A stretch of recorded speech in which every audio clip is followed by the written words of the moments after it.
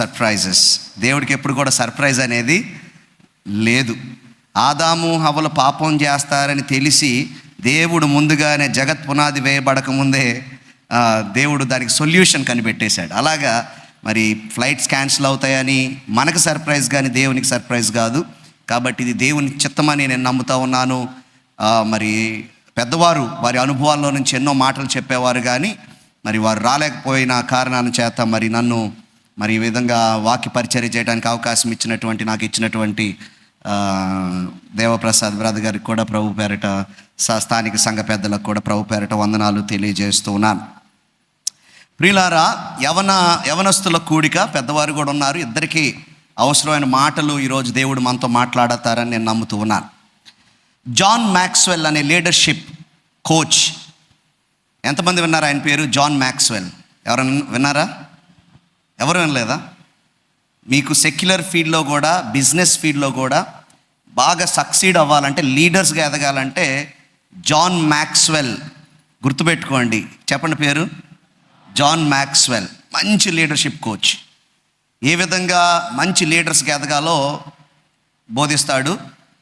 It is $multi-million company, coaching company అది. కాబట్టి మనకు ఫ్రీగా యూట్యూబ్లో వాళ్ళ వీడియోస్, ఆయన బుక్స్ అయితే కొనుక్కోవాలి, దొరుకుతాయి. ఆయన అంటాడు, life is a matter of choices అంటాడు. Life is a matter of choices. జీవితం అంతా కూడా నిర్ణయాలతో నిండిపోయి ఉంటుందంట. It's all about choices. Every morning it is a choice for you to wake up at the time your waking up. ప్రతి ఉదయం కూడా నీవు లేస్తున్నావు అంటే ఏ టైంలో లేగాలనేది కూడా నీ చాయిస్. అవును కదా? ఇంకాసేపు పడుకుందాం, లేకపోతే ఇప్పుడే లేచిపోదాం, ఇంకో గంట తర్వాత లేద్దాం, ఇవన్నీ కూడా మనం చేసుకునే choices. Life is a matter of choices and every choice you makes you. Every choice you makes you.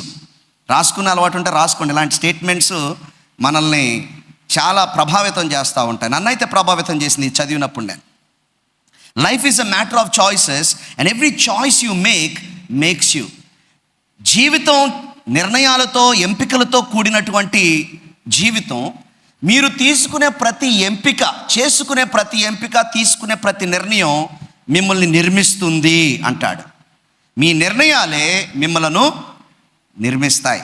మిమ్మల్ని కట్టాలన్నా, పడగొట్టాలన్నా, మంచిగా నిర్మించాలన్నా, చెడ్డగా నిర్మించాలన్నా మీరు చేసుకునేటువంటి నిర్ణయాలే.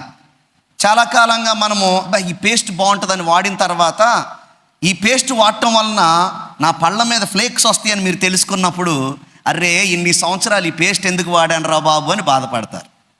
ఇది చాలా బాగుంటుంది అని మనం వాడేసిన తర్వాత అది బాగోలేదు, నా శరీరాన్ని పాడు చేసింది, నా జీవితాన్ని పాడు చేస్తుంది అని మనం తెలుసుకున్నప్పుడు బాధపడుతూ ఉంటాం. కాబట్టి ఉదయం లేచి మనం వాడే ప్రతి వస్తువు, ఆ విషయాల్లో మనం తీసుకునే ప్రతి నిర్ణయం, మనం తీసుకునేటువంటి చాయిసెస్, ఏ కాలేజీకి వెళ్తాం, ఏ స్కూల్కి వెళ్తున్నాం, ఏ గ్రూప్ సెలెక్ట్ చేసుకుంటున్నాం, ఆ తర్వాత ఎవరిని వివాహం చేసుకుంటాం, ఏ ఉద్యోగం సెలెక్ట్ చేసుకుంటున్నాం, ఇవన్నీ కూడా మన జీవితాలను ఆయా విధాలుగా మనం చేసుకున్న నిర్ణయాలను బట్టే కడుతూ ఉంటాయి. అవే మనల్ని కడతాయి అని జాన్ మ్యాక్స్వెల్ చెప్తాడు. మన జీవితాల్లో చాలాసార్లు చాలా టాలెంట్ మనకు ఉంటుంది. చాలా టాలెంట్ ఉంటుంది. కొంతమంది బాగా పాటలు పాడగలరు, కొంతమంది బాగా మ్యూజిక్ వాయించగలరు, ఇప్పుడే చూసాం. కొంతమంది డ్రాయింగ్ వేయగలరు, కొంతమంది ఇంకా వేరే వేరే టాలెంట్స్ వారి జీవితాలు ఉంటాయి. కొంతమందికి లీడర్షిప్ టాలెంట్ ఉంటుంది, కొంతమందికి ఇంటర్పర్సనల్ రిలేషన్స్ బాగా మెయింటైన్ చేయగలుగుతూ ఉంటారు. ఇలాగ రకరకాల టాలెంట్స్. కొంతమంది బాగా మ్యాథ్స్ చేయగలుగుతారు. ఈ టాలెంట్స్ ఎన్నైనా ఉండొచ్చు, కానీ మీరు చేసుకునే నిర్ణయాలు ఆ టాలెంట్స్ను కూడా ప్రభావితం చేస్తాయి. నేను స్కూల్లో చదివే రోజుల్లో బాగా మ్యాథమెటిక్స్లో నంబర్ 1గా ఆల్మోస్ట్ 100/100 వచ్చేటువంటి స్టూడెంట్ ఉండేవాడు. ఈ రోజున తాగి రోడ్ల మీద పడుకుంటా ఉన్నాడు. ఎందుకంటే his choices made him so. ఆయన ఏ విధంగా ఈ రోజు ఉన్నాడో అది తను తీసుకున్న నిర్ణయాలు అతను ఆ విధంగా తయారు చేసినాయి. ఎంతోమంది యూనివర్సిటీ గోల్డ్ మెడలిస్టులు జైల్లో ఎండపైనోళ్ళు లేకపోలేదు. కాబట్టి ఈ ఉదయకాలమందు యవనస్తుల కూడిక కాబట్టి, పెద్దవారైనా సరే ఇప్పటికీ వాళ్ళ శేష జీవితంలో చేసే చాయిసెస్ ఉంటాయి. కానీ ఈ ఏజ్ అనేది చాయిసెస్ చేసుకోవడానికి it is very highly important age అని మనం చెప్పుకోవచ్చు, అంతేనా కాదా? కరెక్ట్గా అంటే చైల్డ్హుడ్ అంతా కూడా పేరెంట్స్ మన కోసం చాయిసెస్ చేస్తూ ఉంటారు. ఈవెన్ బట్టలు ఏవి కొనాలో కూడా చాలా మటుకు వాళ్ళే కొనేస్తూ ఉంటారు, పలానా బట్టలు వేసుకోరా అని చెప్తూ ఉంటారు. కానీ యూత్హుడ్లోకి వచ్చిన తర్వాత this is the time you will make your own choices on your own. మీ అంతట మీరే నిర్ణయాలు తీసుకునేటువంటి వయస్సు ఇది. కాబట్టి సరైనటువంటి నిర్ణయాలు తీసుకుపోతే మిజరబుల్గా ఫెయిల్ అయిపోయేటువంటి అవకాశాలు మన జీవితాల్లో ఉండకపోవు. సండే స్కూల్లో మన సూపర్ హీరో ఒక ఆయన ఉంటాడు, ఆయన పేరు శాంసన్. మనందరూ కూడా సంసోన్ అంటే ఎవడురా, భలే భలే వీరుడు అని మీ టైంలో పాడారు లేదు, కానీ మా చిన్నప్పుడు మాత్రం సంసోన్ అంటే ఎవడురా, భలే భలే వీరుడు అనే పాట పాడుతూ మేము ఎదిగాం. ఆయన గురించి ఊహించుకుంటే ఈ సచ్ ఎ గ్రేట్ స్టేచర్, ఎంత మామూలు వ్యక్తి కాదు. ఒక్క గాడిద దవడ ఎముక తీసుకొని 1000 మందిని చంపేసినోడరా, అసలు మామూలోడు కాదురా అని మనం చెప్పుకుంటూ ఉంటాం. కానీ ఆయన జీవితంలో తీసుకున్న నిర్ణయాలు తను ఏ దిశలో నడిపించినాయో, ఆ నిర్ణయాలు ఏ విధంగా ఉంటాయో, అవి ఏ నిర్ణయాలో అవి మన జీవితాల్లో ఏ విధంగా ప్రభావితం చేస్తాయో ఈ ఉదయకాలం మందు మీకు చెప్పాలని ఆశపడతా ఉన్నాను. మొట్టమొదటిగా ఆయన తీసుకున్నటువంటి నిర్ణయం ఏంటయ్యా అంటే, నా ఇష్టం అనే నిర్ణయం తీసుకున్నాడు. అందరు చెప్పండి, నా ఇష్టం. మీ జీవితంలో ఎప్పుడైనా ఒక్కసారైనా మీ మమ్మీ డాడీతో అన్నారా మాట నా ఇష్టం అని? అన్నారా? అనుకున్నారా పోనీ మనసులో? ఏంటి నా ఇష్టం కదా, వీళ్ళ ఇష్టం చెప్తున్నారేంటి, నా ఇష్టం కాకుండా వీళ్ళ ఇష్టం చెప్తున్నారేంటి అని అనుకున్నారా? అనిపించలేదా కనీసం? అనిపించిందా అంటే మీరు ఒప్పుకునేదాకా చెప్తున్నారని ఒప్పుకుంటున్నారేంటి? లేదు, ప్రతి ఒక్కరు కూడా ఆల్మోస్ట్ అందరూ కనీసం ఒక్క మాట అన్న అనుకుంటాం, ఇదేంట్రా బాబు నా ఇష్టం కదా వాళ్ళ ఇష్టం. కొంతమంది ఓపెన్గా ముఖం మీద చెప్పేస్తారు, నా ఇష్టం డాడీ. ఎప్పుడన్నా చదివారా బైక్ బంపర్ స్టిక్కర్లు చదివారా, నా ఇష్టం అని? మై లైఫ్ మై రూల్స్ అని చదివారు ఎప్పుడన్నా? రాసుకున్న వాళ్ళు ఉన్నారు ఇక్కడ? లేరు కదా. కానీ మనసులో కొన్నిసార్లు మై లైఫ్ మై రూల్స్ అనేటువంటి ఆలోచన యవనస్తులు ఎక్కువగా ఉంటుంది. నేను పెరిగిపోయాను కదా, పెద్ద అయిపోయాను కదా, నా జీవితం నా ఇష్టం అన్నట్లుగా ఉంటుంది. శాంసన్ జీవించిన రోజుల్లో కూడా పరిస్థితులు ఏ విధంగా ఉన్నాయంటే, ప్రతి ఒక్కరు కూడా ఇష్టానుసారంగా బ్రతికాడంట. ఎలా బ్రతికాడండి? శాంసన్ జీవిస్తున్నటువంటి న్యాయాధిపతులు పరిపాలిస్తున్నటువంటి దినాల్లో బైబిల్లో మనం చూసినట్లయితే న్యాయాధిపతుల గ్రంథంలో ఈ మాట రిపీటెడ్గా చెప్పబడుతుంది. చదవండి బైబిల్లో నుంచి న్యాయాధిపతుల గ్రంథం 17వ అధ్యాయం 6వ వచనం. న్యాయాధిపతుల గ్రంథం 17వ అధ్యాయం 6వ వచనం. అదే మాట మళ్ళీ 21వ అధ్యాయం 25వ వచనంలో కూడా ఉంటుంది. 17:6 చూద్దాం చూడండి. ఆ దినములలో ఇశ్రాయేలీయులకు రాజు లేడు, ప్రతివాడును తన తన ఇష్టానుసారముగా ప్రవర్తించుచు వచ్చెను. నీ జీవితాన్ని నువ్వు పాడు చేసుకోవాలి అనుకుంటే మొట్టమొదటి నిర్ణయం, ఎంపిక ఏంటంటే నా ఇష్టం అనే ఎంపికను చేసుకోండి. అంటే ఏ ఎంపిక చేసుకున్నా మీ ఇష్టానుసారంగా ఎంపిక చేసుకుంటే చాలు మీ జీవితం నాశనం అయిపోవడానికి. అంటే సహజంగా ప్రసంగాలు మీ జీవితం బాగుపడటానికి చెప్తారు, నేను నాశనం పడటానికి చెప్తున్నాను. ఎందుకు చెప్తున్నాను అలాగా? రివర్స్లో చెప్తే కానీ మనకు అర్థం కాదు. వెళ్ళొద్దురా అంటే వెళ్తాం, వెళ్ళమంటే వెళ్ళాం. కాబట్టి యవన ప్రాయంలో రివర్స్గానే చెప్పాలి. మీ జీవితం పాడు చేసుకోవాలంటే మొట్టమొదటిగా చేసుకోవాల్సినటువంటి అద్భుతమైన ఎంపిక ఏంటంటే నా ఇష్టానుసారంగా నేను జీవిస్తాను. ఆ రోజుల్లో అందరూ అలాగే బ్రతికేవాళ్ళు అంట. ఎందుకంటే ట్రెండింగ్లో ఏది ఉంటే అందరూ అదే చేస్తూ ఉంటారు కదా. ట్రెండింగ్లో ఒక టాపిక్ ఉందనుకోండి, యూట్యూబర్స్ అందరూ అదే టాపిక్ మీద మాట్లాడుతూ ఉంటారు. యూట్యూబర్ సంగతి తర్వాత ప్రసంగికులు కూడా ట్రెండింగ్ టాపిక్లే మాట్లాడుతున్నారు. ఈ మధ్య మనకి వ్యూస్ రావాలంటే ట్రెండింగ్ టాపిక్ మాట్లాడితే తప్ప అవుట్డేటెడ్ టాపిక్ మాట్లాడితే కుదరదు అన్నట్టుగా ఏదైతే న్యూస్లో వస్తుందో వ్యూస్ కోసం ప్రసంగికులు కూడా అదే టాపిక్లు పెడతా ఉన్నారు. ట్రెండింగ్ అనేది చాలా ఇంపార్టెంట్. ఇక్కడ ట్రెండింగ్ ఏంటయ్యా అంటే నా ఇష్టం అనేది ట్రెండింగ్ అనమాట ఆ రోజుల్లో. కాబట్టి ఇక్కడ మనం చదివినట్లయితే న్యాయాధిపతులు 17:6లో 21:5లో ఆ దినములలో ఇశ్రాయేలీయులకు రాజు లేడు కాబట్టి ప్రతివాడు తన తన ఇష్టానుసారంగా ప్రవర్తిస్తా వచ్చాడు. ఇష్టానుసారముగా. ఇంగ్లీష్లోనైతే వారికి కనబడింది ఏది మంచి అన్నట్టుగా వాళ్ళకి కనబడితే అది చేసుకుంటూ వచ్చారు.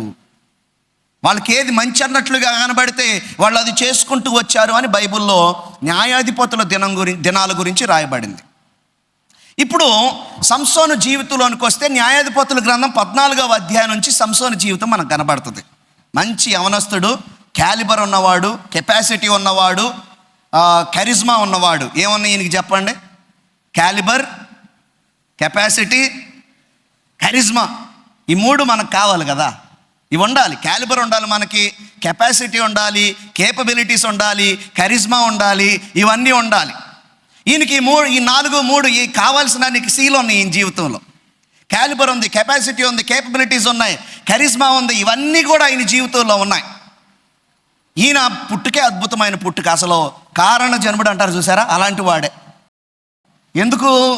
ఇశ్రాయేలు ప్రజల్ని ఫిలిష్తీన్లు ఇబ్బందులు పెడుతున్నటువంటి ఆ దినాల్లో దేవుడు రాజులు లేరు కాబట్టి న్యాయాధిపతులను అప్పటికప్పుడే లేపి ఫిలిష్తీన్ల చేతుల్లో నుంచి ఇశ్రాయేల్ ప్రజలను విడిపించడానికి ఆయన ఆత్మను కుమ్మరించి, ఆ టైంలో టెంపరీగా దేవుని ఆత్మ దిగిరాగానే వీరు బలవంతులై చాలా కార్యాలు జరిగించి విడుదల కలుగజేసేవారు. ఆ విధంగా వాళ్ళు జీవిస్తూ ఉండేవారు న్యాయాధిపతులు.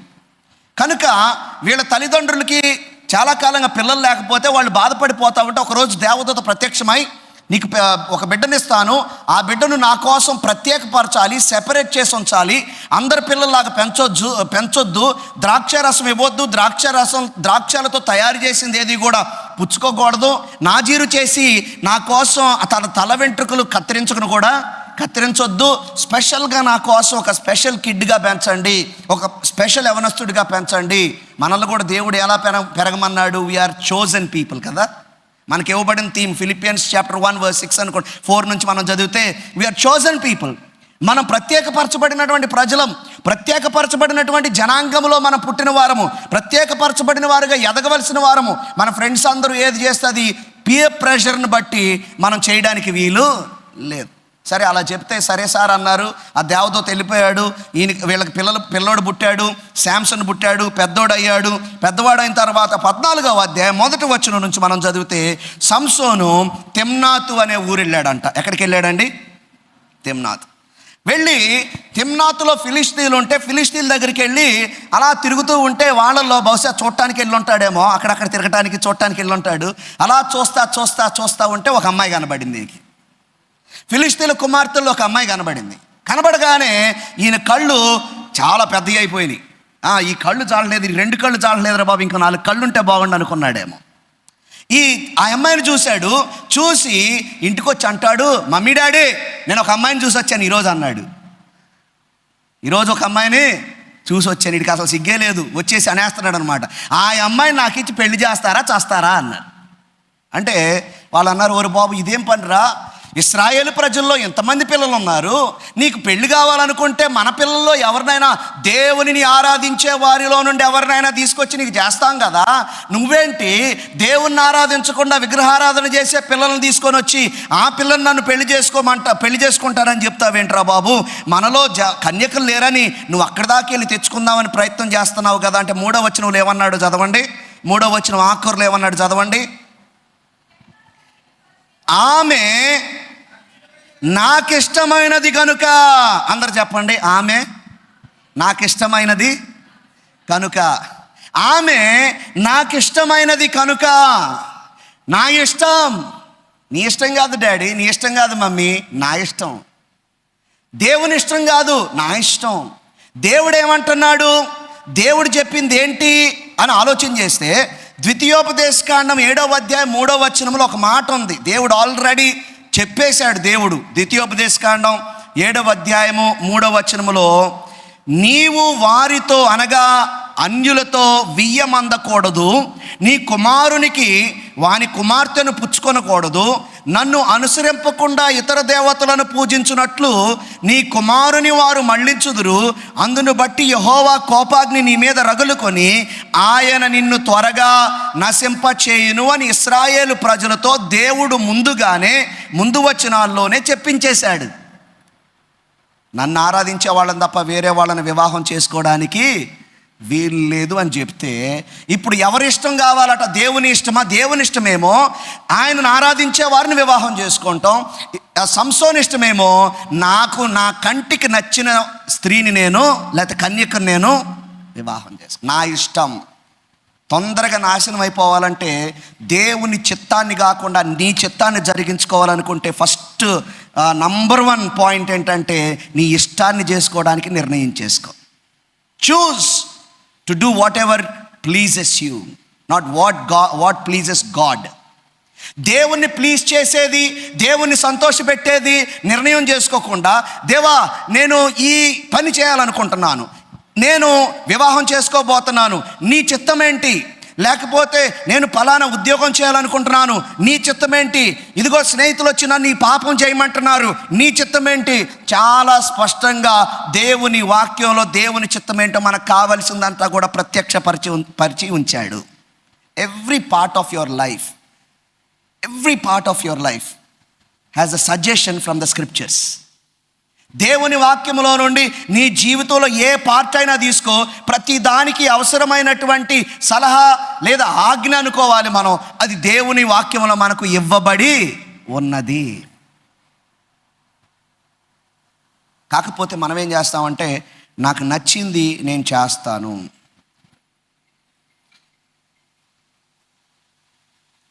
కాబట్టి ఆమె నాకు ఇష్టమైంది కాబట్టి ఆమె నా కోసం తెప్పించండి అని తండ్రితో చెప్పాడు. కాకపోతే మళ్ళీ బైబిల్లో ఒక మాట ఉంటుంది, దీన్ని వదిలిపెట్టి వెళ్ళకూడదు, మళ్ళీ మీరు కన్ఫ్యూజ్ అవుతారు. 4వ వచనంలో ఏముందో చూడండి. అయితే ఫిలిష్తీయులకు ఏమైనా చేయుటక యెహోవా చేత అతడు రేపబడనన్న మాట అతని తల్లిదండ్రులు తెలుసుకోలేదు. ఇది చిన్న కన్ఫ్యూజింగ్ ఉంటుంది. అంటే అన్యురాలను వివాహం చేసుకోవడానికి రేపింది ఎవరు? మొన్న మధ్య ఒక కుర్రోడు అన్నాడు, దేవునికి వ్యతిరేకమైనటువంటి పని ఒకటి చేయబోతా అన్నాడు. అంటే కుర్రోడు అంటే నా వయసోడేలేండి, అంటే మేము కుర్రోడు అనుకుంటున్నాను అనుకోబాకండి, నా వయసోడు కాబట్టి, నా ఫ్రెండ్ కాబట్టి కుర్రోడు అన్నా నేను. సో అంటాడు, ఏమంటాడంటే, ఏం చేసినా సరే దేవుని చిత్తమని నేను నమ్ముతున్నాను, ఒకవేళ నేను పాపం చేసినా సరే దేవుడే నాతో జయించాడని నమ్ముతున్నాను అన్నాడు. ఇప్పుడు దేవుడేం చెప్పాడు? అన్య స్త్రీలను వివాహం చేసుకోవద్దని చెప్పాడు. ఇదే దేవుడు ప్రేరేపిస్తున్నాడంట ఫిలిష్తీయుల మీదకి వెళ్ళడానికి. ఆ ప్రేరేపణలో భాగంగా ఎవరిని అన్య స్త్రీని వివాహం చేసుకునే కార్యక్రమం కూడా ప్రేరేపించింది దేవుడేనా అనే డౌట్ రావచ్చు మనకి. మనం అర్థం చేసుకోవాలి, దేవుని బైబిల్ మొత్తం చదివితే, ఇప్పుడు ఉదాహరణకి యేసు ప్రభు చనిపోవడానికి కారణం యోధా కదా, అవునా? అది దేవుని చిత్తంలో భాగం. అప్పగించిన వాడు, నేను అనేది అప్పగించిన వాడు ఎవరు? కానీ యేసుప్రభు ఏమంటారు? వాడు పుట్టకుండా ఉంటే బాగుండేదని యేసుప్రభు వారు అంటారు. అంటే దేవుని చిత్తంలోనే కదా యోధా చేసింది ఇది, కాబట్టి యోధాకి దేవుడు అసలు ప్రైజ్ ఇవ్వాలి కదా. ప్రైజ్ ఇచ్చి ఉంటాడా దేవుడు? నా ప్రణాళిక నెరవేర్చావు కదా యోధా అని, ఈ ప్రణాళికలో భాగం నువ్వే అని చెప్పేసి యోధాకి ప్రైజ్ ఇస్తాడా? ఇవ్వడు. ఎందుకంటే ఒక్క విషయం అర్థం చేసుకోవాలి, దేవుడు మన హృదయ వాంఛలను బట్టి దానికి విడిచిపెడతాడు మనల్ని. అర్థమవుతుందా? దేవుడు మన హృదయ వాంఛలను బట్టి దానికి ఎప్పుడు విడిచిపెడతాడు? అందరిని విడిచిపెట్టడు. ఒక సమయం వచ్చినప్పుడు విడిచిపెడతాడు. వీడు మాట వినడు అనుకున్నప్పుడు విడిచిపెడతాడు. కొన్నిసార్లు దేవుడు అన్యాయస్తుడు అనిపిస్తూ ఉంటుంది, కొన్నిసార్లు చదువుతూ ఉంటే బైబిల్. అదేంటి? ఏసావునేమో పుట్టకముందే దేవుడు ద్వేషించేశాడంట, యాకోబునేమో దేవుడు ప్రేమించాడంట. యాకోబు చూసే మోసగాడు, ఏసావేమో ఆశీర్వాదాల కోసం తపన పడిన వాడు కదా అనిపిస్తుంది. కానీ ఏసావు హృదయం దేవునికి ముందుగానే in the pre knowledge or fore knowledge, in the fore knowledge of God, దేవునికి ముందుగానే నీ జీవితం తెలుసు కాబట్టి నువ్వు దానికి వదిలేస్తాడు కొన్ని సందర్భాలు. ఆ స్థితిలో ఉండటం చాలా భయంకరమైన పరిస్థితి. అది మన హృదయ వాంఛను బట్టి. అలాగా సంసోను యొక్క హృదయ స్థితి, ఇప్పుడు నాకు ఆ అమ్మాయి నచ్చింది, ఆ అమ్మాయిని తెచ్చేసేయండి, పెళ్లి చేసేయండి అన్నాడంటే ఇదేదో చిన్న కోరిక కాదు. It shows the status of his heart. అసలు దేవుని వాక్యానికి విధేయత చూపించే వ్యక్తి సంసోను కానే కాదు. కాబట్టి దేవుడు ఆయన వదిలేశాడు. అక్కడ ఆయన వాడుకుంటున్నాడు దేవుడు, ఆ వాడుకునే వాడిని వదిలేశాడు. ఈ దేవుడు నన్ను వదిలేశాడు అన్న విషయాన్ని గ్రహించకుండా తన ఇష్టం వచ్చినట్లుగా దేవుని చిత్తం బైబిల్ ఆల్రెడీ న్యాయాధిపతుల గ్రంథంలో మనకు ముందధ్యాయంలోనే చెప్పబడినట్లుగా ఇది నా చిత్తం అని చెప్పాడు దేవుడు. కానీ ఆయన చిత్తాన్ని చేయకుండా తన సొంత చిత్తాన్ని జరిగించుకోవడానికి సంసోను బయలుదేరుతా ఉన్నాడు. 7వ వచనంలోకి వచ్చినప్పుడు క్షమించండి, న్యాయాధిపతుల గ్రంథం 14వ అధ్యాయం 7వ వచనంలో ఒక మాట రాయబడి ఉంటుంది. అతడు అక్కడికి వెళ్ళి ఆ స్త్రీతో మాట్లాడినప్పుడు ఆమె యందు సంసోనుకు ఇష్టము కలిగేను. వినండి, పేరెంట్స్కి చెప్పాడు, ససేమేరా నేను ఆ అమ్మాయిని చేయకపోతే నేను ఊరుకొని అన్నాడు. సరేలే పదరా బాబు అని తీసుకొని వెళ్ళారు. మాట్లాడారు, వాళ్ళతో సంప్రదింపులు చేశారు. ఆ అమ్మాయితో మాట్లాడగానే ఏమైంది? ఇంకా ఇష్టము. జాగ్రత్త, చాటింగ్ జాగ్రత్త. హాయ్ అంటే చాలు, హాయ్ అంటే చాలు. సరదాగే కదా, ఒక చాటింగ్ చేద్దాం, హలో అని పెడదాం అన్నాం అనుకోండి. 2 మాటలు మాట్లాడితే ఏమొస్తుందంట? ఏమొస్తుంది? ఇష్టం వస్తుంది. 2 మాటలు మాట్లాడితే, పైగా అబ్బాయిల గురించి చెప్తూ, వేశ్య పెదాలు తేనె గారుతుందంట. ఏం గారుతుంది? అబ్బాయిలు కూడా వేశ్యలుగా ఉంటారు, వాళ్ళ పెదాలు కూడా తేనె గారుతుంది. ఏం గారుతుంది? మమ్మీ డాడీ చాలా కటువుగా ఉంటారు. మమ్మీ డాడీ అంటే ఇంత రఫ్గా మాట్లాడుతున్నారు నాతో అనుకుంటావు నువ్వు. అబ్బా, అబ్బాయి అంత బాగా మాట్లాడుతున్నాడు అనుకుంటారు. ఒకసారి ఒక చిన్న యవనస్తురాలకి, అమ్మ ఇది వద్దమ్మా, అసలు అలాంటిది ఈ వయసులోనే తగింది కాదు. Right thing in a wrong time is a wrong thing. Right thing in a wrong time is a wrong thing. అది అసలు రాంగ్ థింగ్ అయితే, అంటే మంచి విశ్వాసి అయిన అబ్బాయిని లేదా అమ్మాయిని పెళ్లి చేసుకోవాలి అనుకుంటే నీకు ఒక వయసు వచ్చినప్పుడు రైట్ థింగ్ అవుతుంది అది. బట్ ఆ అబ్బాయి అలాంటి వాడు కాదు, ఆ అమ్మాయి అలాంటిది కాదు అన్నప్పుడు అసలు ఏ వయసులోనే అది కరెక్ట్ అయిన పని కాదు. అంటే అమ్మ అది కరెక్ట్ కాదమ్మా అంటే, అన్నా నీకు తెలీదు, అబ్బాయి చాలా మంచివాడు అన్న. రోడ్డు మీద గొడవ చేసి పోలీస్ స్టేషన్కి తీసుకెళ్ళినప్పుడు అప్పుడు అర్థమైంది ఆ అమ్మాయికి. ప్రియులారా, మనం గమనించాలి, మన జీవితాల్లో చాలా మంచి అనుకుంటూ ఉంటాం. ఆ అమ్మాయితో మాట్లాడినప్పుడు ఇష్టం కలిగిందంట. అందుకే రాంగ్ పీపుల్తో కనీసం హాయ్ చెప్పడం కూడా చాలా ప్రమాదకరమైనది. రాంగ్ ఇంటెన్షన్ ఉన్నప్పుడు, అంటే బాయ్స్ అండ్ గర్ల్స్ అస్సలు మాట్లాడుకోకూడదని కాదు నేను చెప్పేది. రాంగ్ ఇంటెన్షన్ ఎప్పుడైతే మనం గ్రహిస్తామో వెంటనే అక్కడితో కట్ చేయడం చాలా ఇంపార్టెంట్. నా ఇష్టం అనుకున్నాం అనుకోండి, అది ఆ విషయంలోనైనా మరే విషయంలోనైనా ఒక రాంగ్ వేలో మనం నడిపిస్తున్నారు అనుకోండి. ఉదాహరణకి జాబ్ చేస్తున్నారు యవనస్తులు, కొంతమంది జాబ్ చేసేవాళ్ళు ఉంటారు. మనం పలానా తప్పు చేద్దాం, ఈ జాబ్లో పలానా దాచేద్దాం, ఇది దొంగతనం చేద్దాం, లేకపోతే పలానా మోసం చేద్దాం, పలానా ఫ్రాడ్ చేద్దాం అన్నప్పుడు ఆ ఫస్ట్ కాన్వర్జేషన్లోనే కటింగ్ అయిపోవాలి అక్కడ. లేదు మనం కూర్చుందాం, మాట్లాడదాం, కాసేపు దాని గురించి ఏంటి, దాని వివరాలు ఏంటి అని కనుక్కున్నావు అనుకో, నీకేం కలుగుతుంది? దాని మీద ఇష్టం కలుగుతుంది. భలే ఉంది, ఈ స్కీమ్ ఏదో బాగుంది, ఇంకొంచెం ఎక్స్ట్రా సంపాదించడానికి బాగుంటుంది అని నీవు తప్పు చేస్తావు, భయంకరమైన పప్పులో కాలేసేస్తావు. కాబట్టి కాన్వర్జేషన్స్ అనేది ఇష్టాన్ని పుట్టిస్తుంది. కాబట్టి ఏదైతే తప్పుడు కాన్వర్జేషన్స్ ఉంటాయో, దేవునికి అనుకూలంగా ఉండని కాన్వర్జేషన్స్ ఏవైతే ఉంటాయో ఆ కాన్వర్జేషన్స్ని ముందులోనే తుంచేయటం చాలా ప్రాముఖ్యం అన్న విషయాన్ని మనం జ్ఞాపకం చేసుకోవాలి. శాంసన్ వెళ్ళాడు, ఆ అమ్మాయిని చూశాడు, ఆ అమ్మాయితో మాట్లాడినప్పుడు ఆమె యందు సంసోనుకు ఇష్టము కలిగెను అన్నమాట మనం చూస్తాం. మన జీవితాన్ని పాడు చేసుకోవాలంటే మొట్టమొదటి పని ఏమిటంటే మన ఇష్టం వచ్చినట్లుగా మన జీవితాన్ని మనము కొనసాగించుకోవడం. కొంతమంది యవనస్తులు కాబట్టి చెప్తున్నాను, ఎందుకంటే one of the most important decisions you can make in your life is to find a life partner. అవునా కదా? నీ యొక్క జీవిత భాగస్వామిని కనుక్కోవడం అనేది నీ జీవితంలో చాలా అత్యంత ప్రాముఖ్యమైంది. ఒకసారి ఒక పాస్టర్ గారి దగ్గరికి ఒక అంకుల్, ఆయన పెద్ద ఆయన, పాపం చాలా సీనియర్ పాస్టర్ గారు, ఆయన దగ్గరికి ఒక యవ్వన బిడ్డ వచ్చి, అంకుల్ నేను పెళ్లి చేసుకుందాం అనుకుంటున్నాను అంకుల్ అందంట. ఎవరమ్మా అంటే, ఎవరో ఏ చర్చికి వెళ్తాడు ఆ అబ్బాయి అని అడిగితే, ఏంటి మీ పేరెంట్స్ చూశారంటే, మా పేరెంట్స్కి ఇష్టం లేదు అంకుల్ అందంట. అంటే మరి ఏంటి, ఏ చర్చికి వెళ్తాడు ఆ అబ్బాయి అంటే, అసలు చర్చికి వెళ్ళడండి అందంట. అదేంటమ్మా విశ్వాసంలో లేడంటే, నేను తీసుకొస్తాను అంకుల్, విశ్వాసంలోకి నేను అబ్బాయిని తీసుకొస్తాను అంకుల్, నేను సువార్త ప్రకటిస్తాను అంకుల్, అసలు నాకున్న ఆత్మల భారం ఎంత గొప్పదంటే ఆ అబ్బాయిని ఏ విధంగా రక్షించాలనే పెళ్లి చేసుకుంటున్నాను అంకుల్ నేను. మిషనరీ డేటింగ్ అంట. ఏమిటండి అది? Missionary dating. మామూలుగా సువార్త తినరంట, ఇలాగైతేనే సువార్త తింటారంట. కాబట్టి ఆ అబ్బాయిని దేవుళ్ళ అలా వదిలేసామంటే నరకానికి వెళ్ళిపోతాడు అంకుల్, ఆ అబ్బాయిని పెళ్లి చేసుకొని దేవుళ్ళలోకి తీసుకొస్తాను అంకుల్. ఎంత చెప్పినా వింటలేదు. అది కాదమ్మా, అది సాధ్యం కాదమ్మా, అది చాలా రిస్కీ పనమ్మా అంటే వింటలేదంట. ఇక చివరికి అర్థం కావట్లేదు, ప్రాక్టికల్గా ఈ అమ్మాయికి చూపిద్దామని ఆయన ఆఫీస్ టేబుల్ మీదకి, అమ్మ కొద్దిగా టేబుల్ ఎక్కమ్మా అన్నాడంట. పెద్ద ఆయన అంకుల్ గారు చెప్పారని పైకి ఎక్కిందంట. ఎక్కిన తర్వాత ఈయన కింద నిలబడి చేయి పట్టుకోమ్మా అని పట్టుకుందంట. పట్టుకుంటే నన్ను పైకి లాగమ్మా అన్నాడంట. నన్ను పైకి లాగమంటే ముక్కుతుంది కానీ పైకి రావట్లేదంట. ఈయన అసలే పాస్టర్ గారులం కదా మేము, కొంచెం అంటే అందరు కాదులేండి కానీ నాలాంటి వాళ్ళు కొద్దిగా హెవీగా ఉంటారు కదా, పైకి రావట్లేదంట. రాకపోతే చివరికి సరే నువ్వు అయిపోయిందా నీ ప్రయత్నం, సరే నేను చూస్తానని చెప్పేసి ఈయన ఒక చిన్న ఇలా గుంజాడంట. దబేలు మన కింద వచ్చి పడిందంట. ఇలాగ అయిపోద్దామా నీ జీవితం అన్నాడంట.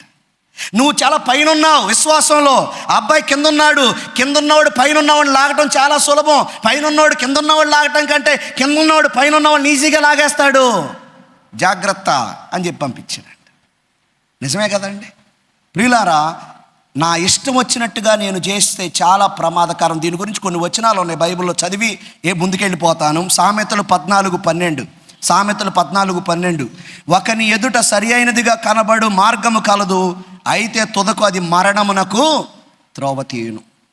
యెషయా 55:21. యెషయా 5:21. తమ దృష్టికి తాము జ్ఞానులనియు తమ ఎన్నికలో తాము బుద్ధిమంతులనియు తలంచుకొని వారికి శ్రమ. నా దృష్టిలో నేను జ్ఞానవంతుడిని అనుకుంటే నాకేంటో చెప్పండి? శ్రమ. నేను దేవుని ఆలోచన తీసుకోకుండా, పెద్దల ఆలోచన తీసుకోకుండా, అది ఏ విషయమైన వాక్యానుసారంగా ఉందా లేదా అని చూసుకోకుండా నా దృష్టికి నేను జ్ఞానవంతుని అనుకుంటే శ్రమలో పడిపోతా. సామెతలు 12:15 ఈ మాట ఉంటుంది. సామెతలు 12:15 మూఢుని మార్గము వారి దృష్టికి సరి అయినది, జ్ఞానము గలవాడు ఆలోచనను అంగీకరిస్తాడు. మూఢుడు ఏం చేస్తాడు? మూఢత్వం కలిగిన వాడు, స్టబ్బన్ ఫెలో ఏం చేస్తాడు? నువ్వు నాకు సలహాలు ఇవ్వక్కర్లేదు అంటాడు. మంచోడైతే ఏం చేస్తాడు? సలహాలు తీసుకుంటాడు. సామెతలు 21:2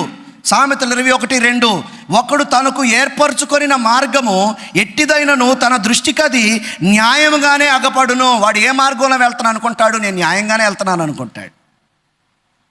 యెహోవాయే హృదయములను పరిశీలన చేయువాడు. యెహోవాయే హృదయములను పరిశీలన. నీ హృదయంలో ఏముందో పరిశీలన చేసి తెలుసుకోగలిగిన వాడు దేవుడు ఒక్కడే. హల్లెలూయా. కాబట్టి ప్రమాదంలో మనం పడిపోకూడదు. రెండవ ఎంపిక, సంసోను చేసుకున్నటువంటి రాంగ్ చాయిస్ రెండోది ఏంటంటే he picked unnecessary fights out of anger.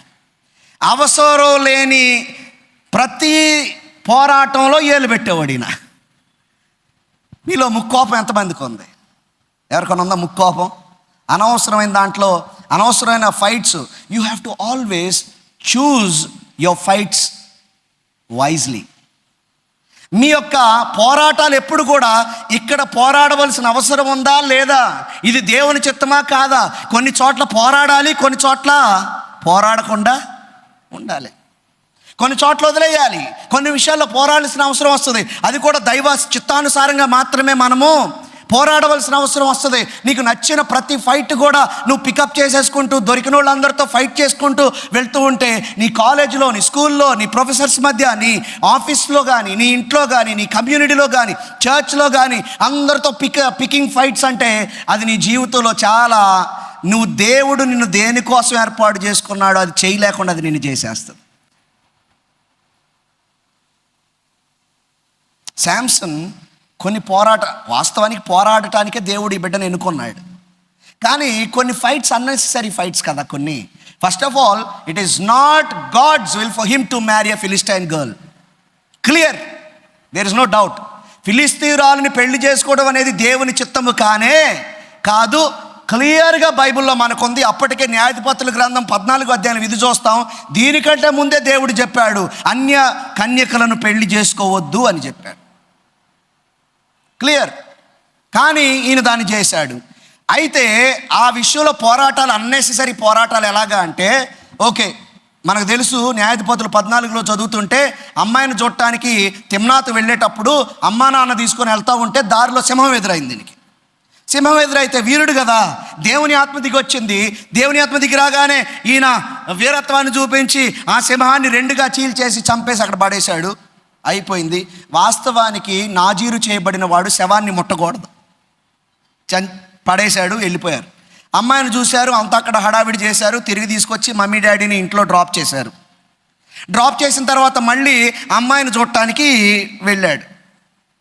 వచ్చేటప్పుడు దారిలో సింహం వెళ్ళేటప్పుడు దారిలో సింహం ఒకటి కనబడింది. ఏది? ఈ సింహం, చచ్చిపోయిన సింహం కనబడింది. కుళ్ళిపోయి ఉంది. ఆ కుళ్ళులో నుంచి ఏమొస్తున్నాయి? తేనెటీగలు వస్తున్నాయి. ఏంట్రా ఇక్కడ తేనెటీగలు వస్తున్నాయి, తేనుందా అని చెప్పేసి వెళ్ళాడు. నాజీరు చేయబడిన వాడు దాని దగ్గరికి వెళ్ళకూడదు. వెళ్ళాడు, ఆ సింహంలో ఉన్నటువంటి ఆ తేనెని బయటికి తీసుకొచ్చాడు, తిన్నాడు. తీసుకెళ్ళి మమ్మీ డాడీకి ఇచ్చాడు. వాళ్ళకి చెప్పలేదంట చచ్చిపోయిన సింహంలో నుంచి తీసుకొచ్చాను తిన్నని. పాపం వాళ్ళు తిన్నారు. కొన్ని సీక్రెట్లు దాస్తూ ఉంటారు కదా, సీక్రెట్ దాచాడు. ఇది ఎక్కడి నుంచి వచ్చిందో చెప్పలా. అబ్బా మా అబ్బాయి తేం తెచ్చాడని తినేశారు వాళ్ళు. ఈయన తిన్నాడు. తర్వాత భార్య దగ్గరికి వెళ్ళినప్పుడు, ఆ అమ్మాయి దగ్గరికి వెళ్ళినప్పుడు ఒక ఫంక్షన్ చేశారు. 7 రోజులు ఫంక్షన్ చేశారు పెళ్ళికి ముందు. మన అంబానీ గారు చేస్తున్నట్టుగా మన రేట్లు పెంచేసి. ఇక ఫంక్షన్ చేస్తే 7 రోజుల ఫంక్షన్లో మొదటి రోజే అన్నాడంట, నేను ఒక పొడుపు కథ చెప్తాను వినండి, దానికి ఆన్సర్ చెప్తే నేను మీకు 30 దుస్తులు ఇస్తాను, మీరు చెప్పలేకపోతే 7 రోజుల్లో చెప్పలేకపోతే మీరు నాకు 30 దుస్తులు ఇవ్వాలి, 30 పేర్స్ ఆఫ్ క్లోత్స్ ఇవ్వాలంటే వాళ్ళు పందెం అనుకొని పందెం వేసుకున్నారు. అంటే బెట్టింగ్ అనమాట. కొంతమందికి ఫ్రీ మనీ కావాలి కదా, కాబట్టి ఇప్పుడు బెట్టింగ్ యాప్లు, తర్వాత రమ్మీ అని ఇంకేంటి రకరకాల, ఈ మధ్యకాలంలో పెద్దోళ్ళని కూడా బుట్టలో పడేసేటువంటి. నిన్న కూడా నాకు ఒక మెసేజ్ పెట్టారు ఒకళ్ళు, ఏమనంటే మీరు జస్ట్ 5 స్టార్ హోటల్కి స్టార్ హోటల్స్కి 5 స్టార్స్ నొక్కితే చాలు మీకు ఇలా వస్తుంది అని చెప్పేసి. ఇవి ఆల్రెడీ మనకు తెలిసినాయి. ఇవన్నీ ఏం జరుగుతున్నాయి, కొన్ని లక్షలు అప్పులు చేసి ఇందులో పెట్టి పోగొట్టుకున్న వాళ్ళు అనేక మంది ఉన్నారు. బెట్టింగ్ మొదలుపెట్టాడు. బెట్టింగ్ ఏమనంటే 30 దుస్తులు బెట్టింగ్ వేసుకున్నాడు. నేను ఒక పొడుపు కథ చెప్తాను వినండి అన్నాడు. పొడుపు కథ చెప్పాడు. ఏమని పొడుపు కథ చెప్పాడు అంటే, బలమైన దానిలో నుండి తీపి వచ్చెను, తిను దానిలో నుండి తిండి వచ్చెను. బలమైన దానిలో నుండి తీపి వచ్చెను, తినుదానిలో నుండి తిండి వచ్చెను. వీళ్ళకి ఎలా తెలిసిద్ది అది? ఈయనకి ఎక్కడో జరిగింది అది, వీళ్ళకి తెలిసిద్దా ఈ పొడుపు కథ? తెలియట్లా. 6 రోజులు గింజుకున్నారు, తెలియట్లా, అర్థం కావట్లా. వీళ్ళకి కంగారు పెరిగిపోతుంది, ఏం చేయాలో అర్థం కావట్లేదు. ఇప్పుడు 30 దుస్తులు తెచ్చి వీడికి ఎక్కడ ఇవ్వాలి మనము అని అనుకొని, ఈయన ఎవరినైతే పెళ్లి చేసుకోబోతున్నాడో ఆ అమ్మాయి దగ్గరికి వెళ్ళి, ఏంటి మా ఆస్తులన్నీ దోచుకోవడానికి మీ ఆయన తీసుకొచ్చి ఈ పందాలు వేపిస్తున్నావా, నువ్వు చూస్తా ఉండు, నిన్ను మీ నాన్న తగలబెట్టేస్తావన్నారు. మర్యాదగా వెళ్ళి దాని అర్థం ఏంటో కనుక్కొని వస్తావా, లేకపోతే ఆడటెల్లగానే మిమ్మల్ని తగలబెట్టేయడం గ్యారంటీ అని చెప్పారు. నువ్వు లాలన చెయ్యి అని చెప్పారు. చెప్పండి ఈ మాట ఒకసారి. లాలన చాలా డేంజరస్. ఇది లాలన చేసైనా సరే వాడి దగ్గర నుంచి సీక్రెట్ కనుక్కో. యవనస్తులకు, పెద్దవాళ్ళకైనా యవనస్తులకైనా లాలన అనేది వెరీ డేంజరస్. లాలన చేస్తే సంసోను పడిపోతాడని ఆయన వీక్నెస్ కూడా వీళ్ళకి తెలుసు అనుకుంటా. కాబట్టి లాలన చేసి ఏదో ఒకటి చేసి ఆ రహస్యం కనిపెట్టమంటే ఈవిడొచ్చి వేధించడం మొదలుపెట్టిందంట. లాలన చేస్తూ ఉంది. అంటుంది 14వ అధ్యాయం 16వ వచనం చూస్తే, కాబట్టి సంసోను భార్య అతని పాదాల మీద పడి ఏడుస్తూ, నీవు నన్ను ద్వేషించావు కానీ ప్రేమించలేదు. లవ్ కార్డ్ వాడుతుంది ఇక్కడ. ఏం వాడుతుంది? Love card. నీవు నన్ను ద్వేషించావు కానీ ప్రేమించలేదు, నన్ను పెళ్లి చేసుకుంటానన్నావు కానీ నువ్వు నన్ను ద్వేషిస్తున్నావు. యాక్చువల్గా యూ డోంట్ లవ్ మీ. సంసోను తలకాయ తీసుకెళ్ళి కత్తి కింద పెట్టడానికి ప్రేమను వాడుకుంటుంది. 30 దుస్తులు ఓడిపోతే తెచ్చేవాళ్ళు సంసోను, కానీ అది ఆలోచించట్లా. ఈ రోజున దేన్ని ఆలోచిస్తుంది? నా యొక్క బంధువులు నా ఇంటి మీద పడతారని భయపడి వెళ్ళి ప్రేమను వాడుతుంది. అక్కడ కార్డుగా వాడుతుంది. ఏమనంటే, నువ్వు నన్ను ద్వేషిస్తున్నావు కానీ ప్రేమించట్లేదు, దీని రహస్యం ఏంటో నేను నా తల్లిదండ్రులకైనాను దీన్ని ఈయన అంటాడు ఆన్సర్ అనమాట. నేను నా తల్లిదండ్రులకైనాను దాన్ని తెలపలేదు, నీకు తెలుపుతానా అని ఫస్ట్ అన్నాడు. మంచోడే. ఏమన్నాడు? మా పేరెంట్స్ కూడా చెప్పలేదు దీని సీక్రెట్, నీకెలా చెప్తానన్నాడు. కానీ అక్కడ నిలబడతాడా? నిలబడు. ఆమె ఆ రోజంతా వేధిస్తూ ఉందంట. రోజంతా వేధిస్తూ ఉంది. 7వ దినమున ఆమె అతని తొందర పెట్టినందున అతడు ఆమెకు దానిని తెలియజేయగా ఆమె తన జనుల దగ్గరికి వెళ్ళి ఆ విప్పుడు కథను తెలిపింది. వాళ్ళు వచ్చారు 7వ రోజున సాయంత్రం వచ్చి తేనె కంటే తీపైనది ఏది, సింహం కంటే బలమైనది ఏది అని అతనితో అంటే, అప్పుడు అతను డిసప్పాయింట్మెంట్తో ఈ మాట అంటాడు, నా దూడతో దున్నకపోతే మీకు ఈ విప్పుడు కథ తెలిసేది కాదంటాడు. నా దూడతో దున్నటం అంటే ఏంటి? చాలా పొయిటిక్ మనిషి, మాత్రం మామూలుడు కాదు. నా దూడతో దున్నకపోతే మీకు ఇవి ఇప్పుడు కథ తెలిసేది కాదు కదా అన్నాడు. అంటే నా భార్య చెప్తేనే మీకు తెలిసిందిరా బాబు. తెలిసింది బాగానే ఉంది, ఇప్పుడు 30 దుస్తులు తెచ్చేవాళ్ళు. నీ భార్యకు చెప్పింది నువ్వే. ఫస్ట్లో వద్దన్నావు, ఇది సరైనది కాదు నేను చేయను. When you say no, it should be no. Nobody should be able to convince you for the wrong thing, not the right thing. బయటవాడు ఎవడో వచ్చి లేకపోతే ఎవరో వచ్చి నేను పలానా తప్పు చేద్దాం అన్నప్పుడు నువ్వు నో అంటే ఆ నో మీద నిలబడాలి. ఎన్ని లాలన మాటలు చెప్పినా, ఎన్ని బెదిరింపు మాటలు చెప్పినా, your no should be your no, అంతే. ఆమెను చెప్పండి, వీక్గా ఉండకూడదు. లాలన మాటలు చెప్తే పడిపోయేలాగుంటే సంసోను గొప్ప వీరుడు, బట్ మెంటల్గా చాలా వీక్. చెప్పేశాడు ఇప్పుడు దుస్తులు తేవాలి. ఏం చేశాడు? యెహోవా ఆత్మ మరలా అతని మీదకి రాగా ఈయన చెడ్డతనాన్ని దేవుడు ఉపయోగించుకుంటాడు, ఎందుకంటే అన్నీ ఆయన వాడుకోగలడు. కాబట్టి ఆయన ఆత్మ రాగా అతడు ఎష్కలోనికి పోయి వారిలో 30 మందిని చంపి వారి సొమ్మును దోచుకొని తన విప్పుడు కథ భావను చెప్పిన వారికి బట్టలిచ్చెను. బట్టలిచ్చి చెప్పింది ఇతనే, బట్టలిచ్చింది ఇతనే, చంపింది ఇతనే. మళ్ళీ భార్య మీద కోపం పెట్టుకొని భార్యని వదిలేసి ఇంటికి వెళ్ళిపోయాడు. పెళ్లి చేసుకోవడానికి వచ్చాడు, భార్యను వదిలేసి ఇంటికి వెళ్ళిపోయాడు. అటు ఇంటికి వెళ్ళాడో లేదో, అమ్మో మా అల్లుడి గారి కోపం వచ్చేసింది, ఇక పెళ్లి చేసుకోవడేమో అని చెప్పేసి సంసోనికి చాలా క్లోజ్ ఫ్రెండ్ ఒకడు అక్కడ ఉన్నాడంట, వాడికి ఇచ్చి పెళ్లి చేసేసాడు వాళ్ళ నాన్న. చూడండి ఎలా ఉంటాయో జీవితంలో పరిస్థితులు. సంసోన్ వెళ్ళిపోయాడు, ఇక్కడ పెళ్ళైపోయింది. మళ్ళీ కొన్ని రోజులకి అంటే ముక్కోపం అనమాట, అంటే he doesn't think about tomorrow. ఇప్పుడు నేను వెళ్ళిపోతే ఏం జరుగుతుంది? కొంతమంది పెళ్ళైన వాళ్ళు కూడా అలాగే టక్కుమని బ్యాగ్ సర్దుకొని వెళ్ళిపోతూ ఉంటారు. ఆడవాళ్ళు మగవాళ్ళు ఏమో వెళ్ళిపో అంటారు, ఆ తర్వాత ఆలోచన చేస్తారు, అరే ఎందుకు వెళ్ళిపోమన్నారా బాబు అని. క్విక్ డెసిషన్స్ కదా. ఉద్యోగాలు మానేసేటప్పుడు కానీ, లేకపోతే ఇంకేదన్నా కాలేజ్ మానేసేటప్పుడు కానీ క్విక్గా టప్మని రేపు ఏంటి అనేది ఆలోచన చేయకుండా, ఏదైనా ఫైట్ వచ్చిందనుకోండి, ఇప్పుడు మన ప్రిన్సిపల్ ఆఫీస్కి మనం పిలిస్తే ఎలా ఉంటుందని ఆలోచించండి, ముందాడు ముక్కు పగల కొట్టాలంతే. Some people talk with their fist, not with words. మాట్లాడితే ముందుకెళ్ళిపోతూ ఉంటుంది ఇది. కానీ ఆ తర్వాత నెక్స్ట్ ఏంటి, రిపర్కషన్స్ ఎలా ఉంటాయి ఆలోచించరు. యవనస్తులు చాలా జాగ్రత్తగా ఆలోచించే నిర్ణయాలు, ముక్కోపంతో నిర్ణయాలు తీసుకుంటే పని అవ్వదు. ఈయన వెళ్ళిపోయాడు, వదిలేసి భార్యను వెళ్ళిపోయాడు, తిరిగి వచ్చాడు. వచ్చి నా భార్య ఏది హనీ అనుకుంటూ వచ్చాడు. ఏమనుకుంటూ వచ్చాడు? హనీ అనుకుంటూ వచ్చాడు. వచ్చేసరికి హనీ లేదు, గినీ లేదు. ఒరు బాబు ఎక్కడికి వస్తున్నావు? వేరే అల్లుడు అన్నాడు లోపల అన్నాడు. ఈయన పాప, ఈయన కోపం వచ్చింది. కోపం వచ్చి ఏం చేశాడు? కోపం వచ్చినప్పుడు కూర్చొని గొడవ వేసుకోవాలి, ఇక్కడ గొడవ వేసుకోవట్లే. ఎక్కడికి వెళ్తున్నాడు? పొలాల్లోకి వెళ్ళి 300 నక్కలు పట్టుకొచ్చి, ఈ వెరైటీ పనులు చూడండి. ఈయన నక్కలు పట్టుకొచ్చి నక్కలు రెండు నక్కల్ని తోకలు మూడేసి ఆ తోకలకి దివిడి కట్టి దాన్ని వెలిగించి ఈ నక్కల్ని తీసుకెళ్ళి పొలాల్లో వదిలాడంట, ద్రాక్ష తోటల్లో. ఇప్పుడు గొడవ ఎవరితో? ఈయనకి మామగారితో గొడవ, ఊరు మొత్తంతో గొడవ పెట్టుకున్నాడు ఈయన. చూడండి ఎలా ఉంటుందో కొంతమంది పని. చాయిసెస్, అన్నెసెసరీ ఫైట్స్ పిక్ చేసుకుంటూ ఉంటారు. ఈయన అనవసరమైన గొడవే కదా ఇది. సరే తగలబెట్టి వెళ్ళిపోయాడు. ఈయన వెళ్ళిపోయాడు. ఈయన మాటకి ఈయన చేసిన దానికి ఏం జరిగిందంటే, ఈయన ఇలా వీళ్ళు తన భార్యని వేరే వాడికి ఇచ్చి పెళ్లి చేయబట్టి వీడొచ్చి మన పొలాలు తగలబెట్టాడని, వీడు దొరకలేదని ఊర్లో వాళ్ళందరూ వచ్చి ఇంట్లో పెట్టి తన తండ్రిని, ఆ పిల్లని, ఆ ఫ్యామిలీని మొత్తాన్ని ఇంట్లో పెట్టి తగలబెట్టేశారు. ఈయన చేసిన పనికి వేరే వాళ్ళ ప్రాణాలు పోయి. ఇలా ఫైట్స్ గురించి మాట్లాడుకుంటే చాలాసేపు పడుతుంది, ఎందుకంటే ఈ ఫైట్స్ చాలా ఉంటాయి. ఇలా అన్నెసెసరీ ఫైట్స్ అన్నీ పిక్ చేసుకుంటూ తన జీవితాన్ని ఒక న్యాయాధిపతి కంటే వేరేలాగా బ్రతికేశాడు. ఒక థగ్ లైఫ్ అంటారు. ఏం లైఫ్ అండి అది? He lived a thug life rather than. ఏ న్యాయాధిపతి అయినా చూసారా మీరు ఇలాగ న్యాయాధిపతిగా ఉండటం? దెబోరా ఉంది, లేకపోతే సమూయేలు అద్భుతమైన కింగ్ మేకర్ ఆయన. ఇంకా చాలామంది న్యాయాధిపతులు బైబిల్లో మనం చూస్తాం. ఏ న్యాయాధిపతి అయినా ఇలా చేయడం మీరు చూసారా? He lived a thug life rather than life of a judge. Wrong fights pick చేసుకున్నాడు అని మనం జ్ఞాపకం చేసుకోవాలి. Many young people ruin their lives because of uncontrolled anger. Control లేనటువంటి యాంగర్ వల్ల చాలామంది తమ జీవితాలను, యవనస్తులు తమ జీవితాలను పాడు చేసేసుకుంటూ ఉంటారు. మూడవ పని ఏం చేశాడు? He did not care for his spiritual, moral and emotional strength. సంసోను తన ఆధ్యాత్మికంగా, వినండి జాగ్రత్తగా, ఆధ్యాత్మిక, మానసిక,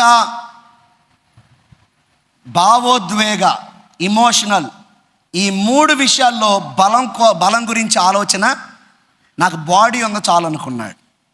మంచిగా జిమ్ చేస్తారు ఈ మధ్యకాలంలో కదా. జిమ్ చేసి 6 ప్యాక్ ఉంటే సరిపోదు, 8 ప్యాక్ ఉంటే సరిపోదు. బ్రెయిన్ పని చేయాలి. మనకి ఏం పని చేయాలి? బ్రెయిన్ పని చేయాలి. ఇమోషనల్ స్ట్రెంగ్త్ ఉండాలి. భావోద్వేగాలు అదుపులో ఉండాలి. ఇమోషనల్ స్ట్రెంగ్త్ ఉండాలి. మానసికంగా స్ట్రెంగ్త్ ఉండాలి. అన్నిటికంటే మించి ఈ అన్నిటికీ సోర్స్ ఏంటంటే స్పిరిచువల్ స్ట్రెంగ్త్, ఆత్మీయ బలం ఉండాలి. ఏముండాలండి? మన జీవితాల్లో మనం ఆత్మీయ బలాన్ని కలిగి ఉండాలి. If you are not strong spiritually, you will not be strong emotionally, you will not be strong mentally. మెంటల్గా, ఇమోషనల్గా మీరు స్ట్రాంగ్గా ఉండాలంటే స్పిరిచువల్గా మీరు స్ట్రాంగ్గా ఉండాలి. దేవుని సన్నిధిలోనే అది వస్తుంది, నీ మోకాళ్ళ మీద అది వస్తుంది, వాక్యం చదివేటప్పుడు అది వస్తుంది, ప్రార్థన చేసేటప్పుడు వస్తుంది, ఆరాధన చేసేటప్పుడు వస్తుంది, సహవాసంలో అది వస్తుంది. దేవుని పిల్లలతో సహవాసం చేస్తున్నప్పుడు, దేవునితో సహవాసం చేస్తున్నప్పుడు, దేవుని ఆత్మచేత నింపబడి ఉన్నప్పుడు సంసోను మీదకి దేవుని ఆత్మ వచ్చి వెళ్ళిపోతూ ఉండేది. కానీ దేవుని ఆత్మ మనలో నివాసం ఉంటున్నాడు. ఆమేన్. వీఆర్ మోర్ ప్రివిలేజ్డ్ దాన్ శాంసన్. ఆయన మనలో నివాసం ఉండి మనల్ని బలపరుస్తూ ఉన్నాడు, మనకు ఆత్మీయ బలాన్ని ఇస్తాడు. కానీ మనం ఆత్మీయ బలం వైపు మనము ఫోకస్ చేయకుండా, నా దగ్గర బలం ఉంది, శారీరక బలం ఉంది అనుకుంటే శాంసన్ లాగా అయిపోతాం. He didn't focus on his spiritual strength, Nar his mental strength, Nar his emotional strength. లాలన చేస్తే పడిపోతాడు. కాబట్టి సేవకులు ఉన్నారు, వచ్చారు ఆల్రెడీ. కాబట్టి నేను ఇంకా తొందరగా ముగిస్తాను. He did not care for his spiritual, moral and emotional strength. మనం చూస్తాము ఈయనకున్న వీక్నెస్, మారల్ వీక్నెస్ ఎంత భయంకరంగా ఉంటుందంటే, న్యాయాధిపతులు 16:1 తరువాత ఇక్కడ తిమ్నాతులో ఒక అమ్మాయిని చూశాడా? 16వ అధ్యాయం మొదటి వచనంకి వస్తే మళ్ళీ ఇంకొక అమ్మాయిని చూస్తాడు. తర్వాత సంసోను గాజాకు వెళ్ళి వేశ్యను ఒకతను చూచి ఆమె యొద్దకు చేరాడంట. 16:4 పిమ్మట అతడు సోరేకు లోయలోనున్న దెలీనా అను స్త్రీని మోహింపగా అని ఉంటుంది. ఈయన ఒకటే పని పెట్టుకున్నాడు. ప్రియులారా గమనించండి, యవ్వన ప్రాయంలో మన యొక్క బలాన్ని, మన జ్ఞానాన్ని, మన జీవితాన్ని దేవుని కోసం మనం సమర్పించే వారంగా మనము ఉండాలి. ఇమోషనల్గా, మోరల్గా మనం స్ట్రాంగ్గా ఉండాలి. లాలన చేస్తే పడిపోకూడదు. ఇక్కడ తనకి పతనం అయిపోయాడు. డిసిషన్ సరిగ్గా చేసుకోకపోతే మన జీవితాలు ఏమైపోతాం చెప్పండి. And especially when you think that, when you get that first hint that person is a wrong person, అంతే, ఇంకా వేరే స్టెప్ వేయడానికి అవకాశం లేదు. వేరే స్టెప్ వేయడానికి అవకాశం అది మ్యారేజ్ విషయం కానివ్వండి, ఫ్రెండ్షిప్ కానివ్వండి, ఈవెన్ బిజినెస్లో కూడా బిజినెస్ పార్ట్నర్షిప్ కానివ్వండి, చదువుకునే విషయంలో కానివ్వండి, ఎక్కడైనా సరే ఒక పని ఇది రాంగ్ హింట్ వచ్చిందంటే ఒక రెడ్ ఫ్లాగ్ అంటారు. అందరు చెప్పండి ఏంటది? Especially in relationships, when you have one red flag, don't forget it, don't bear with it. ఒక్క రెడ్ ఫ్లాగ్ చాలు నీ జీవితాన్ని నాశనం చేయడానికి. దాన్ని బైపాస్ చేసావంటే, నిన్న నేను చదువుతూ ఉన్నాను, టైటానిక్ షిప్ మునిగిపోవడానికి కారణం, టైటానిక్ అంత పెద్ద షిప్ అన్సింకబుల్ అన్నారు కదా, మునిగిపోవడానికి కారణం ఏంటంటే ఆ వైర్లెస్ మెసేజ్ రిసీవ్ చేసుకునేవాడు, వాడికి రోజంతా మెసేజ్లు వస్తున్నాయి అంట. ఏమని? ఎదరంతా కూడా ఐస్ ఫుల్గా ఉంది అని చాలా షిప్లు మెసేజ్లు పెడతా ఉన్నాయి. పైగా ఆఖరికి అది మునిగిపోకముందు ఒక గంట ముందు కూడా కాలిఫోర్నియన్ అనే షిప్ కూడా మెసేజ్ పంపించింది. కానీ వాళ్ళకున్న రూల్ ఏంటంటే, మెసేజ్ ముందు MSG అనే ఒక చిన్న మాట ఉంటేనే ఇది ఎమర్జెన్సీ అని గుర్తుపట్టి దానికి కెప్టెన్ ఎక్నాలెడ్జ్మెంట్ కావాలంట. ఆ MSG అనే మాట లేకుండా ఉంటే కెప్టెన్ ఎక్నాలెడ్జ్మెంట్ అవసరం లేదు. సో కెప్టెన్ ఎక్నాలెడ్జ్మెంట్ అవసరం లేదు, MSG అని లేదని ఉదయం నుంచి ఏదో ఇక్కడ ఐస్ ఉంది అని చెప్పిన మెసేజ్లని నెగ్లెక్ట్ చేస్తే, గంట ముందు కూడా నెగ్లెక్ట్ చేశాడు, తిన్నగి ఐస్బర్గ్ని గుద్ది మునిగిపోయింది. Red flags are very important. అసలు దేవుడిస్తాడు ఆ రెడ్ ఫ్లాగ్స్, అది మనం గుర్తుపెట్టుకోవాలి. దేవుడిచ్చే రెడ్ ఫ్లాగ్స్. ఇప్పుడు టైం ఎక్కువ లేదు కాబట్టి ఎక్కువ డిస్క్రైబ్ చేయను. డెలీలా దగ్గరకు వచ్చి ఆమెతో చేరినప్పుడు అదే టైంలో ఫిలిస్తీన్లు వచ్చి వాడిని పట్టుకోవాలి, మా వల్ల కావట్లేదు, ఏంటమ్మా నువ్వు ఆడిన మాకు అప్పు చెప్పావంటే మాత్రం నీకు ఇంత డబ్బులు ఇస్తామని బేరం కుదుర్చుకుంటే, ఒక ప్రేమికురాలుగా యాక్ట్ చేస్తూ బేరం పెట్టి తన లైఫ్ని గ్యాంబుల్ చేసుకుంటున్నాడు ఆయన. అక్కడ పెట్టి ఫస్ట్ ఓకే అర్థం కాలేదు, ఆయన వెళ్ళాడు. ఇమోషనల్గా, మారల్గా వీక్గా ఉన్నాడు, ఎస్పెషలీ మారల్గా వీక్గా ఉన్నాడు, స్పిరిచువల్గా వీక్గా ఉన్నాడు, వెళ్ళాడు. కానీ ఫస్ట్ టైము శాంసన్ నీ బలం ఎక్కడుంది అని అడగగానే టింగ్ మన రెడ్ ఫ్లాగ్ రావాలి, అవునా కదా? వామ్మో ఏంటి నా బలం గురించి అడుగుతుంది ఈవిడ, అర్జెంట్గా ఇక్కడ నుంచి నేను ఖాళీ. కానీ మనోడు వీక్నెస్ అంత బలమైంది. కాబట్టి ఏం చేస్తున్నాడు, ఫస్ట్ ఓకే సరదాగా చెప్దామని చెప్పేసి 7 నిరవంజి సోవలు తీసుకొచ్చి నన్ను కట్టేస్తే నేను ఎక్కడ కదలలేను, అప్పుడు ఎవరైనా ఏదైనా చేసుకోవచ్చు నాతో అని చెప్తాడు. చెప్తే చెప్పాడు, వెళ్ళి పట్టుకొచ్చి కట్టేసింది మనోడిని. కట్టేసి ఓరి నిజంగానే కట్టేస్తుంది ఈవిడేంటి అంటే నన్ను అప్పగించాలనుకుంటుందే అనుకొని తెలుసుకోవాలి కదా. ఓకే విదిలించుకున్నాడు. ఫిలిష్తీయులు అందరూ పారిపోయారు. నువ్వు నన్ను ప్రేమించట్లేదు Samson, you don't love me. ఏడవడం మొదలుపెట్టింది. ఇమోషనల్ గేమ్ ఆడుతూ ఉంది, ఆ లవ్ కార్డు వాడుతూ ఉంది. లాలన చేసింది కదా తిమ్నాతులో అమ్మాయి, అలాగే లాలన చేస్తూ ఉంది, వేధిస్తూ ఉంది. అలా చేస్తూ ఉన్నప్పుడు, కాదమ్మా ఇగో నువ్వు కొత్త తాళ్ళు ఎప్పుడు వాడని తాళ్ళు తెచ్చి కట్టే నన్ను, నేను పడి ఉంటాను అక్కడ చేసింది. మళ్ళీ ఫిలిస్తీన్లు రండి అందే, వచ్చారు, ఏదో చేయబోయారు, అవి మొత్తం తెంపేశాడు. ఇప్పటికన్నా అర్థం కావాలి, రెండు సార్లు. ఏ బుద్ధిహీనుడికైనా అర్థమైద్దా లేదా? ఏ బుద్ధిహీనుడికైనా అర్థమైద్దా లేదా? నీకు కళ్ళు మూసుకుపోయి ఉంటే తప్ప నీకు అర్థమవుతా లేదా? వామ్మో ఇదేంట్రా బాబు అనుకొని లేచి వెళ్ళిపోవాలి అక్కడి నుంచి. మూడోసారి నువ్వు మళ్ళీ అంటుంది, నువ్వు నన్ను ఏంటి ఇలాగ వేధిస్తున్నావు, నాకు చెప్పట్లేదు, నువ్వు నన్ను ప్రేమించట్లేదు, అన్నీ అబద్ధాలే. అప్పుడు అన్నాడు, మళ్ళీ చెప్పాడు, అమ్మా నా జుట్టు ఉంది కదా 7 జడలుగా వేసి నువ్వు టెంట్ పెగ్స్ ఉంటాయి కదా దాంతో భూమిలో దిగ్గొడితే నేను బయటికి రాలేనమ్మా అన్నాడు. చేసేసింది. మూడోసారి కూడా చేసింది. 3 వార్నింగ్స్ అండి, 3 వార్నింగ్స్. అస్సలు అర్థం కావట్లా శాంసన్కా. అర్థమవుతుంది కానీ ఈయన కండిషన్ ఎలాంటిదంటే చచ్చిపోగోరాడంట. ఏమనుకున్నాడంట? చచ్చిపోతే బాగుండు. వాట్? Who are you? నువ్వెవరివి? నీ ఐడెంటిటీ ఏంటి? యు ఆర్ ఎ జడ్జ్, నీవు న్యాయాధిపతివి, you are a chosen person, నువ్వు ఎన్నుకొనబడిన వ్యక్తివి. నీ కోసం దేవుడు నువ్వు పుట్టకముందే ప్రణాళిక వేసేసాడు. శాంసన్ ఒక్కడే కాదండి, నీ కోసం కూడా ప్రణాళిక వేసాడు. ఆమెన్. గుర్తుంచుకో, నెవర్ ఫర్గెట్ యువర్ ఐడెంటిటీ. ఇలాంటి సిచ్యువేషన్స్లో అసలు మనం వెళ్ళకూడదు. ఒకవేళ ఉన్నవాళ్ళు ఉంటే అప్పటికప్పుడు రెడ్ ఫ్లాగ్స్ మనం తీసుకోవాలి. ఈయన 4 విసుగు పుట్టి చచ్చిపోతే బాగుండు ఇలాంటి బ్రతుకు, దాని బదులు వెళ్ళిపోవచ్చు అక్కడి నుంచి సింపుల్గా చెప్పేశాడు. అమ్మ ఏం లేదు, నా బలమంతా కూడా నా జుట్టులో. చక్కగా ఒళ్ళో పడుకోబెట్టుకొని చక్కగా దువ్వి నిద్రపోగొట్టి క్షవరం చేసేసి మొత్తం. క్షవరం ఒక సామెత ఉంటుంది, క్షవరం చేస్తే కానీ ఎవరం రాదంట ఆవిడకి. క్షవరం చేస్తే కానీ ఎవరం రాదంట. గుండు కొట్టించుకున్న తర్వాత గుండె అయిపోయిద్దిరా బాబు అని ఏడితే ఏం లాభం? మళ్ళీ జుట్టు మొలవాలని చాలా కాలం పట్టిద్ది. కొట్టేసింది. వచ్చేసారు, పట్టుకున్నారు, తీసుకెళ్ళి లోపలేసారు. దాగోను దేవత గుడిలో తిరగలు విసిరించారు, కళ్ళు బీకేశారు. ఒకప్పుడు ఆత్మీయంగా గుడ్డిగా ఉన్నవాడు ఈ రోజున భౌతికంగా గుడ్డిగా అయిపోయాడు. ఆత్మీయంగా బలహీనంగా ఉన్నవాడు భౌతికంగా బలహీనుడైపోయాడు. ఒకప్పుడు ఆత్మీయంగా స్లేవ్గా ఉన్నవాడు ఇప్పుడు ఆత్మీయంగా భౌతికంగా కూడా స్లేవ్. ఫినిష్డ్. 3వ నిర్ణయం, అతను చేసుకున్న రాంగ్ నిర్ణయం ఏంటంటే ఆత్మీయ బలాన్ని అతను చూసుకోలేదు, నైతిక బలాన్ని చూసుకోలేదు, మానసిక బలాన్ని అతను ఓకే బాడీ బాగుంది అనుకున్నాడు అంతే. ఆఖరి మాట చెప్పి ముగించేస్తాను. ప్రార్థన కూడా తప్పు ప్రార్థన చేస్తున్నాడు.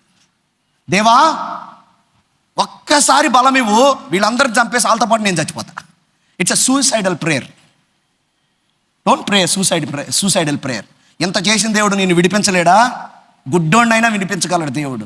ఆయనకు అసాధ్యమైంది ఏది లేదు. నువ్వు ఒకసారి రిపెంట్ అయ్యి ప్రభువా నాకు సహాయం చేయంటే నువ్వు, there is no depth of pit that God cannot bring you out.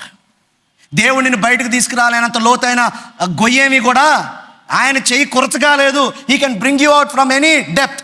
ఎంత లోతులో కూరుకుపోయినా ఆయన నిన్ను బయటకు తీసుకురాగలడు. దేవా నన్ను రక్షించు అని అడిగితే ఆయన రక్షించేవాడేమో, అందరిని చంపేసి ఈయన ఒక్కడనే బతికించేవాడేమో. కానీ he prayed a suicidal prayer కూడా తప్పే చేస్తున్నాడు.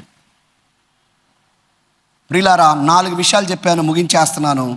చాయిస్ అనేది మనం కరెక్ట్గా చేసుకుంటే తప్ప మన జీవితాల్లో మనం ఎంత టాలెంట్ ఉన్నా టాలెంట్ పనికిరాదు.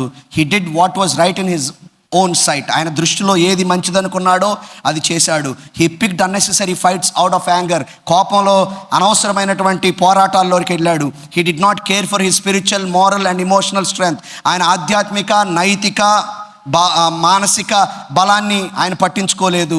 ఆఖరిగా he prayed suicidal prayer rather than a prayer of repentance and victory. ఆయన పశ్చాత్తాపంతో కూడిన విజయం కోసం ఆయన ప్రార్థన చేసేదానికి బదులుగా ఒక సూసైడల్ ప్రేయరు చేస్తూ ఉన్నాడు. ఎంత దారుణమైనటువంటి పరిస్థితో. Make right choices. అందరు చెప్పండి. చాయిస్ చేసుకోకుండా ఉండటం కూడా కరెక్ట్ కాదు. ఏదో ఒక చాయిస్ చేయాలి. ఎందుకంటే చాయిస్ చేసుకోకుండా ఉండటం కూడా ఒక చాయిసే. ఒకడు ఉన్నాడంట, వాడు కొమ్మరి పని చేసేవాడంట. వాడు ఏం చేస్తాడంటే ఒక రోజు ఏం చేశాడంటే ఒక ఇనుప ముక్క తీసుకొని దాన్ని ఏదైనా తయారు చేద్దాం అనుకొని దాన్ని ఫుల్గా కాల్చి కొడతా అనుకున్నాడంట. సడన్గా నేను షూ హార్స్ తయారు చేద్దాం అనుకొని షూ హార్స్ తయారు చేయబోయాడంట. కాసేపటికి షూ హార్స్ కాదు, కొడవలు తయారు చేద్దామని కొడవల్లాగా కొట్టబోయాడంట. ఇంకాసేపటికి కొడవలు కాదు, ఇంకేదో తయారు చేద్దామని ఇంకోటి కొట్టపోతే కొంతసేపు అయిన తర్వాత ఎరుపుదన్నం పోయిన తర్వాత వేడి ఉంటుంది కానీ అది మనం అవ్వదు. ఆ 3 డిసిషన్స్ ఏది సరిగ్గా తీసుకోలేదు. ఆఖరికి దాన్ని ఇప్పుడు ఏం చేయాలి, ఎక్కడైనా పడేస్తే అవడం తొక్కితే కాలిద్ది కదా, అందుకే నీళ్ళలో పెడతారు. వాళ్ళకి అలవాటు నీళ్ళలో పెట్టడం. కాల్చిన తర్వాత నీళ్ళలో పెడితే సుయ్యి అని సౌండ్ వచ్చిందంట. ఈ వెనక మొక్కతో నేను ఏం తయారు చేయలేకపోయినా సుయ్యి అనే సౌండ్ తయారు చేశాను అనుకోని తృప్తి పడ్డాడంట వాడు. నీవు సరైన సమయంలో నిర్ణయం తీసుకోకపోతే ఏం చేయాలి సార్, తర్వాత సుయ్యి అని సౌండే తయారు చేసుకోవాలి మనం. ఏముంటుంది మన జీవితం? ఏముండదు. Make the right choices, make right choices in the right time. Amen. యవనస్తులుగా this is the right time for you to make right choices and your guide is none other than the word of God. మీ guide దేవుని యొక్క వాక్యమే, దీనికి మించింది ఏది కూడా లేదు. చిన్న ప్రార్థన చేసుకుందాం.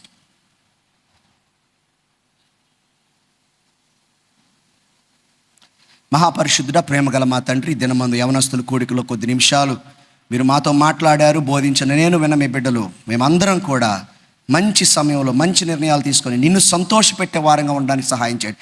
మా ఇష్టం అనకుండా నీ ఇష్టాన్ని చేసే వారంగా ఉండడానికి సహాయం చేయండి. శరీరానికి ప్రాముఖ్యతనివ్వటం మాత్రమే కాదు, కానీ మా ఆత్మీయ జీవితానికి మేము ప్రాముఖ్యతనివ్వడానికి, ఇన్నర్ మ్యాన్ స్ట్రాంగ్గా ఉండడానికి సహాయం చేయండి. ప్రభువా నా తండ్రి, మేము పిక్ చేసుకునే ఫైట్స్ చాలా జాగ్రత్తగా నీ చిత్తానుసారమైనవిగా ఉండడానికి సహాయం చేయమని మేము ప్రార్థన చేస్తున్నాం. మా ప్రార్థనలు కూడా ప్రభువా నా తండ్రి పశ్చాత్తాపంతో కూడిన ప్రార్థనలే కానీ, ప్రభువా నా తండ్రి నిరాశతో కూడిన ప్రార్థనలు కాకుండా నీపై పూర్తిగా ఆధారపడే వారిగా ఉండడానికి సహాయం చేయమని, యవన బిడ్డలందరినీ మీరు దీవించమని, జరగనైన కార్యక్రమంలో మీరు తోడుగా ఉండమని యేసు నామమున అడుగుచున్నాము తండ్రి. ఆమేన్.